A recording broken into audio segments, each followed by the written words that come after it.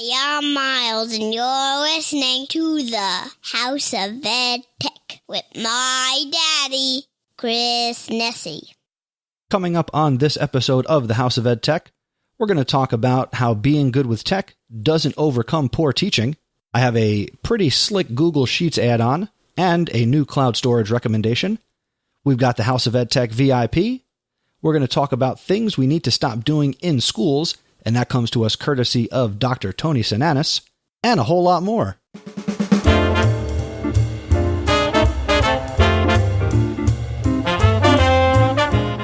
Welcome to the House of EdTech podcast. I am your host, Chris Nessie.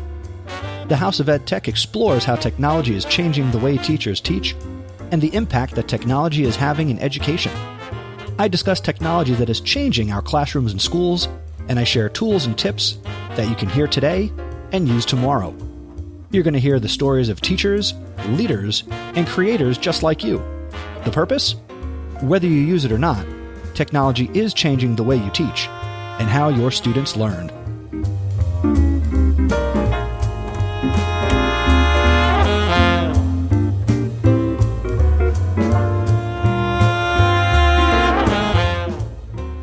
Hey, how are you? Good generic time of the day. I don't know when you're listening to this, but I am thankful that you are listening to the House of EdTech podcast to get some great professional development and personal learning on the go via what I think is a pretty good podcast. This is, of course, episode 88, which means we are only 12 episodes from number 100. And I finalized what I'm going to be doing for episode 100. And thank goodness it is 12 episodes away and not next week, because what I am planning for episode 100 is going to take me some time to put together. One thing I want to talk about before I get into all the different segments is first to welcome you if you are a new listener to the podcast. I know that my audience is growing, and I see that through the download numbers because there are more downloads each and every month. So I just wanted to take a second to say, thank you if you're a brand new listener. Obviously, the good thing about this podcast is you don't necessarily have to go back and listen to every episode in order. And, if you're picking it up and this is your first episode, if you want to hear how I started 3 years ago and hear how bad the audio was and kind of see the progression, you're welcome to do that. But if this is the first episode you listen to and you never go backwards, that's okay too. I am glad that you are here now. So thank you so much. And you should enjoy it. If not, well, I thank you for taking a little bit of time to check it out. We have a new podcast on the network, and it is called Start Ed Up, and it's the Start Ed Up podcast, hosted by Don Wettrick and a former student of Don's, Hunter Stone. The website for the podcast is startedupinnovation.com. Of course, there will be a link in the show notes at chrisnessie.com/88. And Start Ed Up, if you've not heard of it, is a podcast where Don and Hunter interview experts in education, innovation, and entrepreneurship while discussing how anyone has the power to change the world and live life to the fullest. It is a great podcast. Don is an awesome educator.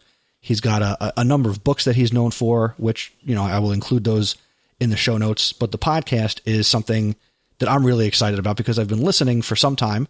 They have produced 52 episodes, and it's a really good podcast. It is almost, and this is sort of Don's own words, it's almost like the anti-education podcast. And I've listened to it for a number of months. I've gone back and listened to all 52 episodes, and I finally was compelled to take the chance and reach out to Don to see if he and Hunter wanted to join the Education Podcast Network. And they have. So they are part of the family. So if you're looking for something new to listen to this summer, be sure to go and check out the Start Ed Up podcast. Again, the website is startedupinnovation.com. Now, the end of the school year is here. As I record this episode, I have 3 wake-ups left for this school year. I have school on Monday with the kids, Tuesday with the kids, and then Wednesday, June 21st, is my last day of school. And then off we go, off to the races for summer fun and excitement. I can say here that you're going to continue to get episodes of the House of EdTech every 2 weeks throughout the summer. I know not the meaning of the word vacation or summer vacation. When it comes to this podcast, I'm committed to giving you an episode every 2 weeks. So you can expect that all throughout the summer. And if you have more free time, hey, go back and listen to older episodes. Check out newer podcasts. On episode 10 of Podcast PD over at podcastpd.com/10. And actually, if you're listening to this on Father's Day, Podcast PD episode 10 hasn't come out yet. But if you are listening to this after June 21st, then by all means, go over to podcastpd.com/10 and you can see Stacy, AJ, and myself as we recommend all sorts of things that you can do this summer for professional development. On my own website, chrisnessie.com, I recently released a blog post that had 15 recommendations for podcasts you should consider checking out this summer. There will be a link in the show notes to that blog post, and many you may listen to, many you may have heard of and not listened to, and there may be a couple on there that you've never heard of, but they're all things that I listen to, and of course I want to share my love of podcasts and podcasting with you as well. So make sure you hit up the show notes and check out those recommendations. Also got a little bit of feedback in the form of a question that I wanted to include in this episode. And this question comes from Mike Messner. He is on Twitter at TeacherMike72, and that's the number 72. He's a high school and community college teacher out in Mountain View, California. And Mike's question to me via DM on Twitter was, quote, "Between you and Monica Burns, I have gotten a lot of ideas for tech in the classroom. I am concerned that I will use too many apps and confuse the kids, or that password management for them would be too extreme. Any thoughts?" Mike, I do have some recommendations, and thank you for letting me include your question on an episode of the podcast. So, of course, I recommend that regardless of age, you want to recommend a strong password. A strong password is at least 8 characters. Maybe you go as few as 6. And you do want to make it unique and different from other passwords. This is an opportunity to instill good password making habits, for lack of a more official education sounding term. It's a great opportunity to instill this habit in your students at a younger age, or really any age. You want to make sure that your password doesn't include terms that are significant, like a pet's name, the username itself, real name, dates, phone numbers, that might be easy to guess, not from a hacker from, down the street, but so kids aren't doing malicious things. I mean, can kids be malicious? Yes. You don't want to make passwords that other students can guess because they know something about their best friend, and today they're friends, and tomorrow they are metaphorically stabbing each other in the back. You may want to consider using a phrase. For example, Rush Hour 3 is my favorite movie, and I like chocolate. You could, instead of using all of those characters for a password, you might make the password RH3IMFMCHOC, where, these letters don't mean anything to you, but if you remember a phrase or a quote from your favorite movie, or a quote from anywhere, or a quote from a book or something, using the first letters and then combinations of capital and lowercase letters, you can instill great habits in your kids and create some unique passwords. And you want to make sure that you keep your password secure. This means that if you do write down passwords, don't label them, "This is my password," or leave them in plain sight or near a computer or a Chromebook or an iPad or something. And you don't want to use remember the password if you are sharing a computer with other people. If someone knows your username and you used remember the password, they just need to add your username to log into an account. So you don't want to do that. Always log out of your accounts if your device is around other devices, and make sure all passwords are cleared if someone asks to use a student device from one kid to another.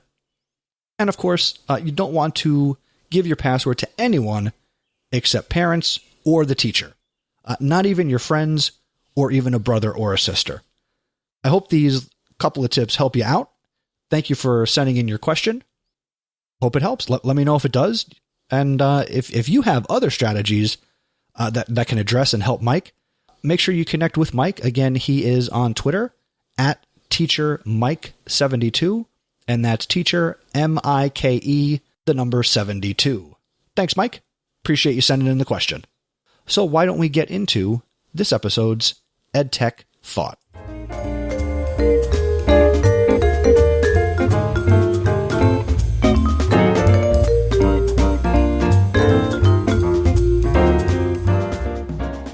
So this episode's EdTech Thought is titled, Being, quote, good with tech doesn't overcome poor teaching. Isn't that the truth? You know, I have fallen victim to this, maybe you have too, where we think by having a great website or a great piece of hardware or some new software, and that's going to make our lives easier in the classroom. It's going to all of a sudden make our students learn. It's going to all of a sudden make them engaged. And all of a sudden, the results are going to change. And you might even think that if you're a bad teacher, that hardware, software, websites will be the quick fix and can kind of band-aid or mask your shortcomings if there are things that you struggle with in the classroom. And the truth is, as I say in the title of this thought, good tech does not overcome poor teaching. Learning and professional development overcomes poor teaching. If you have struggles in your classroom with classroom management or engaging the struggling student, then you need to overcome that particular issue before technology can make an impact in your classroom and with your students. You can't overcome the bad practice of not engaging students. Again, to stick with this example, you know, if you've got a cart full of Chromebooks, you can't come into your classroom and just give your kids the Chromebooks and a topic and say, you know, go off and research and explore. And you're not really engaged in providing them with meaningful engagement, you know, teacher to student. Now, that doesn't mean that you need to be, you know, lecturing and they've got to be feverishly taking notes and, you know, you have to be dictating and pulling every string in your classroom. But the tech, of course, needs to have a purpose. It can't just be something that you use as a cop-out. Or if you don't feel like doing something that day, you know, stick them on their iPads or their Chromebooks and, you know, give them a question or tell them to, you know, research something. Is that going to happen? You know, let's be real. Let's be honest. Yeah, there are going to be days where that happens. I've had days like that in the last couple of months where, you know what, I was having an injury and an issue with my leg, and then I had another injury, you know, with my upper back where I was in a lot of pain. But it would have been harder work for me to be out, and I decided to put up with the pain. And on those days, you know what? I did have to just kind of come up with a question and kind of give the kids the opportunity to explore, you know, content on their own. You know, and then there are other days where maybe you consider, oh, you know, I'll just play Kahoot, you know, with the kids, or, you know, Quizlet or Quizalize, or, you know, whatever, you know, the questioning flavor of the week is. And yeah, there are going to be times where you want to use those tools, and those tools are valuable. But, you know, if you're not able to provide, you know, a solid objective in your lesson plan and, you know, have a plan that is workable and truly usable to move your students forward, then what's the point? I'll tell you what the point is. The point is, just because you're good with technology and you get it and you're a whiz with the mouse and the keyboard and the touchpad and the interactive whatever, if you're not a good teacher, then it doesn't matter. You need to focus on being a good teacher. You need to focus on being an effective teacher and improving your instructional practice. Then, and only then, will technology and the fact that you're good at it and you can use it and you're not scared of it, will that make an impact in your classroom and truly move your students forward.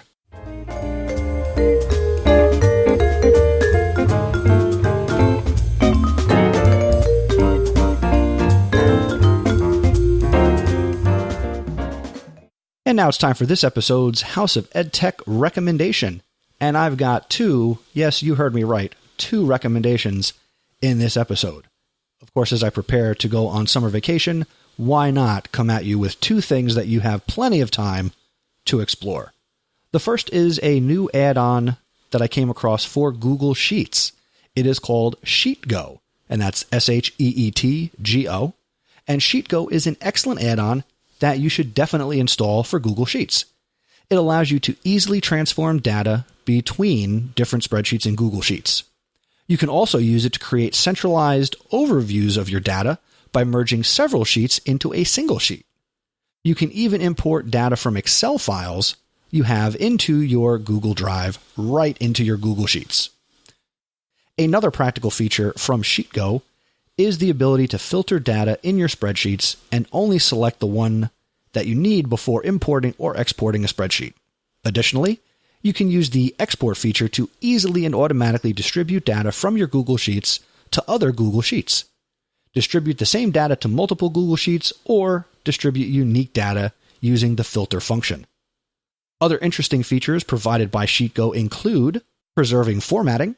When the connection is established, SheetGo preserves the formatting from the source sheet, including column width, fonts, colors, borders, etc. It also offers peer-to-peer connection, and the data in your spreadsheets are transmitted directly from one spreadsheet to another, and copies of your data are never sent to an external database. It also features smart delay, and this is when SheetGo waits for formulas to be executed before consolidating the data to ensure that the source data is ready to be transferred. And it also features automatic updates. When you update connections between spreadsheets automatically, hourly, daily, weekly, or monthly, at defined intervals without having to open the spreadsheet or sheets, or execute any manual command. If you're using this, I would love to hear about it. You can leave a comment in the show notes, or you can talk about it with me on Twitter, email me about it, or even if you use it and you're a member of the House of EdTech Facebook group. If you're not, by the way, go to chrisnessy.com/Facebook and you can join the party over there because, hey, we should be pals on Facebook. And that is the first of two recommendations. And again, that is SheetGo. And I'll have a link to the Chrome Web Store in the show notes.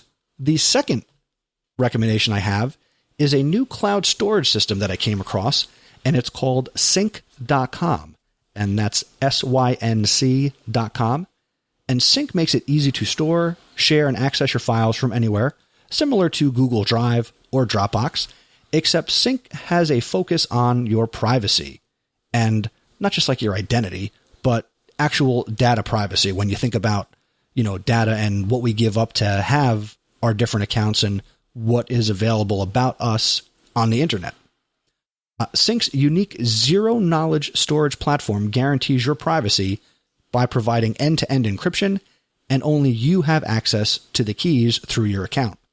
You can back up all your files in one place and keep them synchronized across all of your computers and devices. And you can restore any version of any file anytime. You can also easily access your files from anywhere. There's a desktop app for Windows and Mac, as well as mobile apps for iOS and Android, and just being able to access it through the web browser on a mobile device. You can invite your team members, coworkers, and colleagues to work together on documents, either while you're in school or, remotely in different locations. And they have some multi-user administration tools and permissions, and as well as access controls. Now, if you just go to sync.com, you can get 5 gigabytes for free, which is 3 more gigabytes than the 2 that Dropbox gives you. But if you go to my link, which is chrisnessy.com/sync, SYNC, you will get 6 gigabytes, and it never expires. I don't know if you remember, but a couple years ago, maybe you had accrued some bonus storage on Dropbox, and then all of a sudden they took it away. Well, that happened to me, and I am back down to like 2 gigabytes of storage on Dropbox. So I came across Sync, and just this week, I moved everything from Dropbox over to Sync. So I've completed that process, and I was able to get 6 gigabytes for free. So if you go to chrisnessy.com/sync, you can try it out. It's a free account. You never have to pay for it. The storage doesn't expire, and you would get 6 gigabytes just like I have. And those are my EdTech recommendations.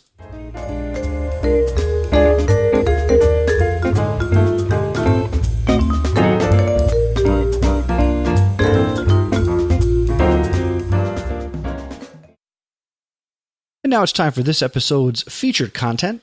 And we're going to talk about things we need to stop doing in schools. Some of these are EdTech related, some of them aren't, but I feel that they are important. Now, the inspiration for this content came from Dr. Tony Sinanis. You may recall that Dr. Sinanis and Dr. Joe Sanfilippo appeared on episode 44 of the podcast, and the three of us had a fantastic conversation. All I can say is you need to go back and listen to episode 44. If you haven't, that's chrisnessy.com/44. Link in the show notes, all that good stuff. Fantastic conversation. Tony recently released a blog post around the time of his birthday earlier this spring titled 43 Things We Need to Stop Doing in Schools. And I read everything that Tony puts out, and I was immediately thinking, wow, I need to put these 43 things in an episode right here for you if maybe you don't read his stuff, or maybe you didn't read all of it, or whatever the case may be. And I previously had Tony read some other content here on the podcast where he recorded it, was gracious enough to send it over to me. I didn't go that far this time because I didn't know if I wanted to include all 43 things here on the episode or just a cross section. So I didn't ask Tony to read it. So I went and I pilfered the blog post. Shout out to Tony. And here are things from his list of 43 that I want to share with you that really stood out to me. So I'm going to be quoting Tony here, and there will be a link to all 43 things that we need to stop doing in schools. And also, before I start this, congratulations to Tony on his new superintendentship. There is very few people that are more deserving of the opportunity to be the lead learner and the superintendent of the school district. So congratulations to you, Tony. Best of luck in September on your new endeavor in your new district. Always a pleasure, and I am glad that we are friends and that I can count on you to help give me content for my episodes. So, here we go. Things we need to stop doing in schools. We need to stop giving homework, at least in elementary school and possibly in middle school. There is no research that we've seen that speaks to a positive correlation between homework and academic achievement. We need to stop giving grades. What's the point? Grades seem to bring the learning journey to an end, which goes against what most schools communicate when stating in their vision that they want to nurture lifelong learners. Lifelong learners need feedback, direction, and space to fail as they evolve. We need to stop confusing innovative or progressive environments with ones that have a lot of technology.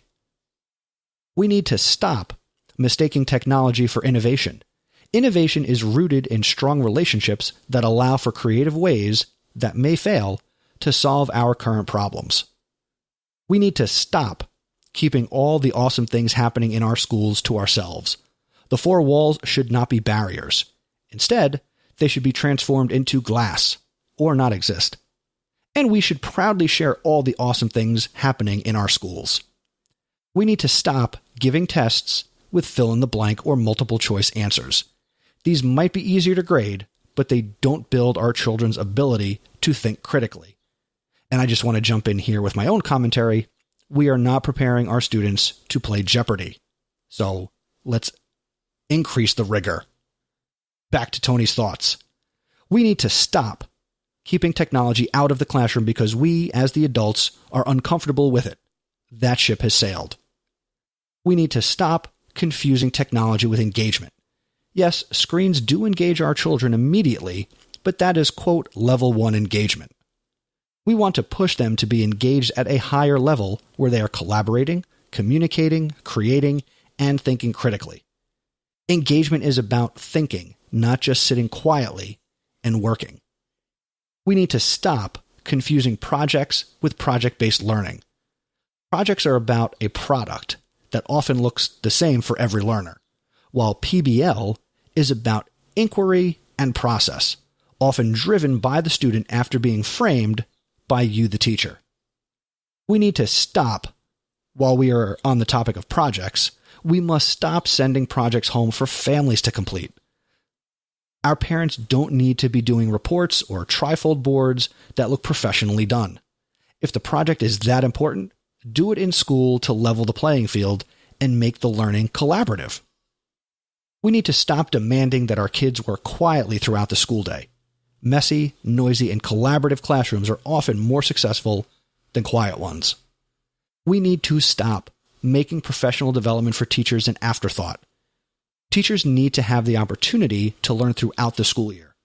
And the PD does not have to be a workshop or conference. The PD can be led by the principal, by teachers, and even by kids. And our teachers should have the choice to log PD hours by doing things like reading or writing blog posts, participating in Twitter chats, and watching webinars. We need to stop making professional development for building leaders almost non-existent because we don't want them leaving the building. That is not okay. We need to support our leaders in their learning. They should be encouraged to go to conferences, ed camps, take courses, watch webinars, etc. Because if they stay current, the chances increase that our schools will continue to iterate and get better. We need to stop hiding our smiles from our kids until December. It's just silly. We need to smile for kids from day one. Smiling teachers and kids lead to happy teachers and kids, and that leads to positive relationships, and those are key to active learning. We need to stop ignoring the fact that relationships influence everything that happens in our school. Our schools need to be built on positive and healthy relationships rooted in trust and respect. We need to stop ignoring the reality that in general, our schools haven't evolved much since the one-room schoolhouse, yet we as humans and thinkers, we've evolved tremendously. It is time for our schools to start moving forward. We need to stop focusing solely on, quote, forward thinking or, quote, progressive methods. Because when we are working towards something that doesn't exist, something abstract, instead, let's focus on building the capacity of our educators so that the current instructional methods being used are sound, robust, and best for kids. We need to stop focusing on the cool or trendy stuff like iPads and Chromebooks. Instead, we must focus on the people. The stuff is only as good as the people using it. We need to stop going towards a total self-directed PD model for teachers. And again, I'm quoting Tony here, while Tony believes choice for teachers is what they learn about and how, passion project, PLCs, etc., is incredibly important, there also needs to be some district-wide goals and focal points that we are all working on. That is how we move an entire community forward as opposed to just perpetuating pockets of awesome within our schools. And I need to jump in here as well. Up until 2 years ago, the district I work in provided two district goals for the end of year PDP, looking forward to the next year. And the last 2 years, it's been wide open with no real focus on paper from one year to the next. Back to Tony. We need to stop making all teachers write in plan books. You know, the ones with all those little boxes. We need to let our teachers plan however it makes sense to them and their kids. We need to stop having meetings just for the sake of having meetings. Come on, people. If we can put it in an email or a newsletter, then put it there. And let's actually use face-to-face time and meeting time for some professional or personal development. And finally, we need to stop making decisions that feel good or are easier for adults within the learning community and instead make all decisions in the best interest of children. While this may not always be easy, it will always be right. And I will jump in here at the end with my own commentary. Yeah, children are often left out of the equation. There are teachers like you and like me that we focus on the students, and like Tony focuses on the kids. But there are a far majority of administrators and teachers that the students are the afterthought. And that's a shame because they are why we're there.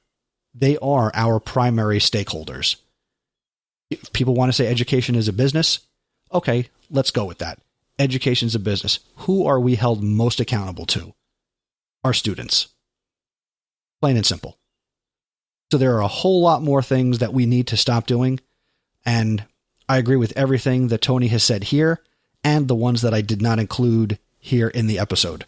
But make sure you go over to chrisnessy.com/88 and you'll be able to get the link and you can head on over to Tony's blog and you can check out the entire list. And if you're not reading his blog on a regular basis, I 1,000% think you need to subscribe to it.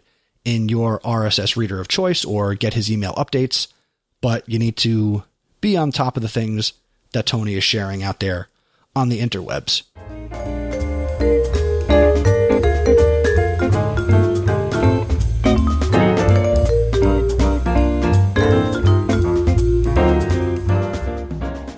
And now it is time for this episode's House of EdTech VIP. Congratulations to Krista Penrod. Krista is an 8th grade English language arts teacher from Milton, Wisconsin. And you may recall I mentioned Krista as a new listener to the podcast in episode 87. The reason I'm making Krista the VIP in this episode is because she has taken a leap, she has taken a plunge, she is doing something new, and I couldn't be more proud of the fact that she's doing this. She has started a blog. I love the fact that she is taken this leap to start a blog and put herself out there in the world of education. The link to her blog is lovelearninglovelife.wordpress.com. There will be a link to that in the show notes. Krista is on Twitter, of course, as I mentioned last time. Her Twitter handle hasn't changed in 2 weeks, and it is It's Mrs. Penrod. That's ITSMRSPENROD. And I'm excited for Krista and her blog. She has 2 blog posts out.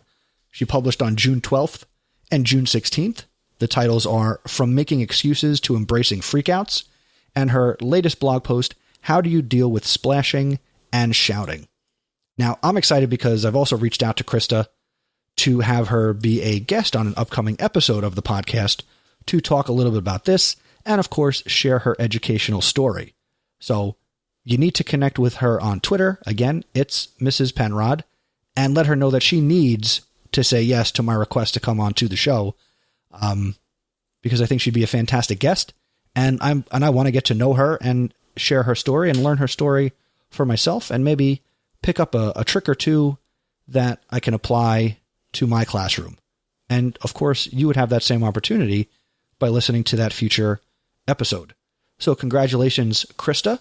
I'm glad to be connected to you on Twitter, and hopefully you'll get connected to some more people because of this and get some more readers to your blog. So congratulations, Krista Penrod. You are a House of EdTech VIP.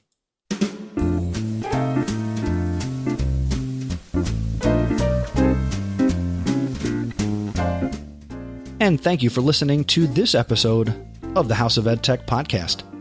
Thanks again to Tony Sinanis for allowing me to include some of his blog content here in the episode. Hope you check out the 2 recommendations, SheetGo and Sync.com.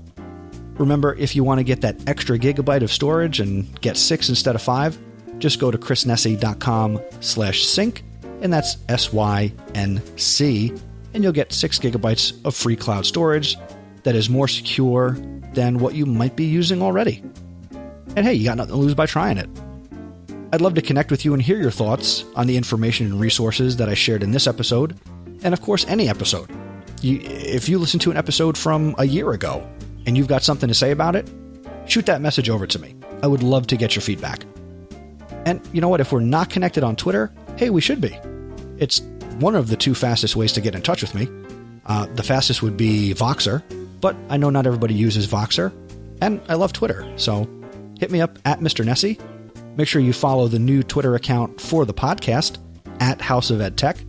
And of course, we will always be using hashtag House of EdTech, so make sure you include that in your tweets as well.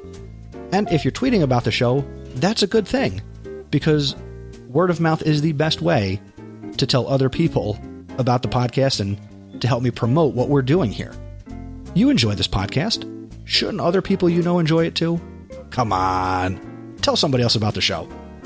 Also, you can rate and review the podcast on Apple Podcasts. Your rating and review will help keep the House of EdTech front and center for other educators to discover and enjoy. And you can also become an awesome supporter of the show. If you've gotten any value from any episode and you're a regular listener, you know what? Why don't you consider becoming a patron of the podcast for as little as $1 per episode? If you're interested, and it's not required, but if you're interested, go to chrisnessy.com/awesome and you will join the ranks of my awesome supporters. Those include Jeff Herb, Peggy George, Mark Grindell, Brent Warner, Dan Gallagher, and Jen Giffen. Without them, this episode wouldn't be possible. The next episode of the podcast, number 83, is going to be released on July 2nd, 2017. Getting ready for the 4th of July. And if I forget, happy birthday, Caitlin, because her birthday is July 4th. We're going to be talking assistive technology, and I'm bringing on two great New Jersey educators and friends of mine, Mike Murata and Dr. Brian Friedlander. Until next time, thank you for learning with me. And remember, using technology isn't difficult. Just give it a try.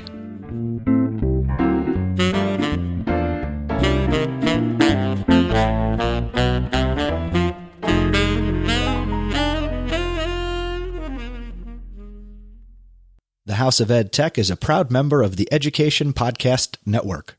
The Education Podcast Network. Podcasts for educators, podcasts by educators. For more, go to edupodcastnetwork.com.